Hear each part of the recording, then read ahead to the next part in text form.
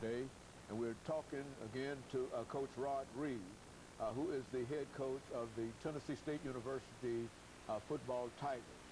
Coach Reed, let's allow you over the the rest of this segment to talk about what you consider to be some of the challenges that you as a head coach feel that you face in dealing with the Tennessee State University football program. Some of the fans, some of the alumni, some of those fundraising, whatever you wish to deal with during this period, try to pull all of that information together for us. Well, first of all, I think that, you know, over the years, I've been a part of Tennessee State football for a long time. And over the years, our fans are very passionate about football. And they're very passionate about winning. and there's nothing wrong with that. But with winning comes the kind of support that you really need from your fan base. You know, oftentimes some of the challenges are fundraising. And, you know, we have an athletic budget that we use, but you have to understand that athletic budget encompasses travel, it encompasses recruiting, it encompasses scholarships, it encompasses room and board. So now when you start talking about, well, your recruiting budget, and sometimes you get kind of limited in some things that you can do for your team because the money just isn't there, and that's no fault of the universities, that's no fault of the coaching staff, but you know, that's where the fundraising becomes important. A lot of times you talk with the bigger schools and they say, well, you know, they can hire staff and they can name them in the same day and all this. Now we have to go through a process at the university when we're naming our staff. We have to interview a certain amount of people. We have to have a pool. We have to pick from those pools. It has to go to EEOC, and then you have to make recommendations. Then you have to interview 3 or 4 people from that file. So there's a lot of red tape that goes on that is just university policy. Whereas at University of Tennessee, or let's say Memphis, a lot of the coaches' salaries are going to come, University of Alabama, from outside sources. That's not university involved. So that's what explains all those. Right, they can bring guys in and say, hey, we're going to pay this guy, and it doesn't have anything university. It has to do with either the booster club or some kind of outside source that'll take care of that. So I'm in the process of coming up with some fundraising ideas to try to solicit and involve the community in what we're trying to do at Tennessee State University, because it does cost money to run a program. It costs more money than is allotted by our budget to run our program. So we have to be diligent in fundraising and going out and talking to people about giving to Tennessee State University. So those are some of the challenges that I've seen this far, but I also know this. I know that there are people out there willing to help and that want to help, and some resources that we haven't tapped into yet. So that's going to be partly my challenge that I haven't asked. We haven't asked for. So that's going to be one of my tasks and one of my projects here at Tennessee State University early on is to you know, to rally fan support, to be seen and more visible in the community, to do some community outreach programs with our football staff as well as our team, be more visible in the community. Those are things that we talked about as a staff. Those are some of the things that I've shared with Dr. Johnson and Ms. Phillips as my vision where this program is going to go.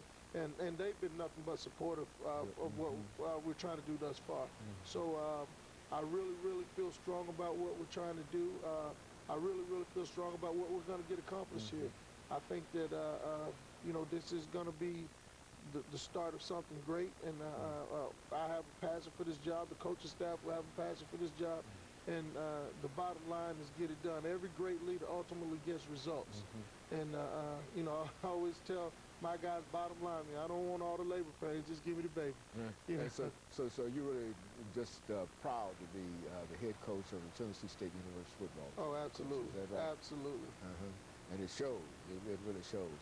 And I think that with some of the things that you are bringing to this program in terms of fundraising activities and et cetera, I think that would play a very, very important part for people to recognize that it is important that they support Tennessee State University, and that the state budget, the money from which we get the state funds, is really not hardly adequate in a real Right. sense for just educational things and et cetera. Even And you know, it's not the fundraising isn't just for football.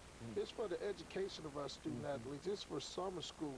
It's to be able to enhance recruiting, to be able to branch out in some of the areas up north that we normally can't get to. Detroit, where we have a great fan alumni base up there. DC, where we have a great alumni base up there. So those are kind of areas that we're trying to get to, but we need funding and we need monies to be able to do that. So I'm not going to sit on my tail and wait for somebody to bring it to me. I'm going to go out and get it along with my staff. well, now, when you get ready to travel with your team, Coach, you got a large number of individuals, football teams themselves, a large number of what's some of the ways that you move this team from here to Memphis? Well, you know, and it's kind of ironic that you asked that, because everything we do is very systematic. We have itineraries for everything we do. From the time we board the bus to the time we get to the hotel, or the time we go to practice, the time we go to we're moving boom, boom, boom, boom. And when you're moving, you know, in excess of 100 people, you know, you really have to be very meticulous in what you're doing. You really have to have a system in place that works. And I think that a lot of times people think that we just show up and play on Saturday, get on the bus and go home. But there's a lot of things that are involved when you're traveling. A team, you know, you have chapel in there. You wake up, you eat breakfast, you have a walkthrough. You have some downtime, you'll have a meeting, you got film, then you have chapel, then you have pregame meal, then you have to board the bus. Everything is done on a time schedule. And there's an itinerary for Friday, Saturday, and Sunday, for even when we get back on the trip. So it's really a lot more than what people see. They think we kind of just show up on Saturday, get off the bus, and go do something. But our kids put a lot of time and effort in what we're trying to do, because we have a 20-hour work week that we have to deal with, that we can only practice 20 hours, and we have to give them 1 day off a week. So those kids are going to study hall during that time. You know, they have weights, they have practice, and they have meetings. So it's not just an easy time. No, just rolling around. And people always ask me, say, athletes think they're special. I say they are, because you know, the regular student can, you know, wake up at noon, take a 1 o'clock class, and go from 1 to 6. Most athletes have to have 8 o'clock classes.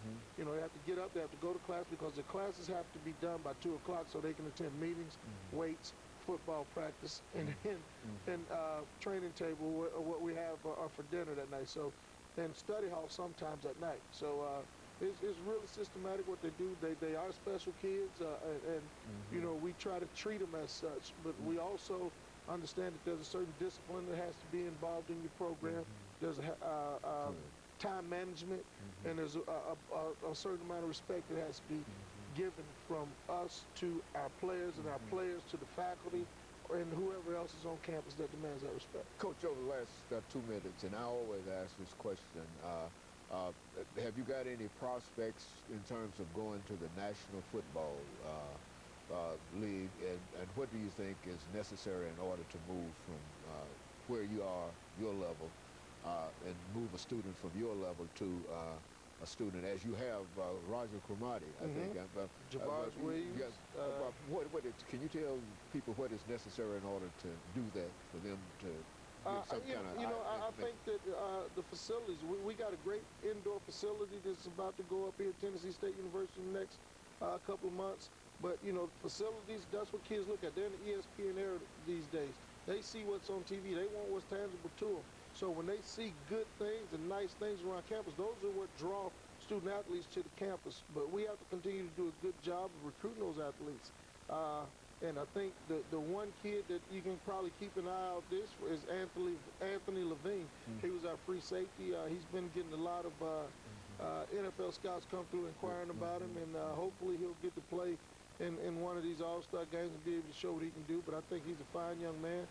He's going to graduate on time, and we're really, really proud of him. And we'll have several more over the next 2 years that I think we got a junior class that's going to be really good also. Okay, and very good. Coach, let me, we're near the end of the show for today.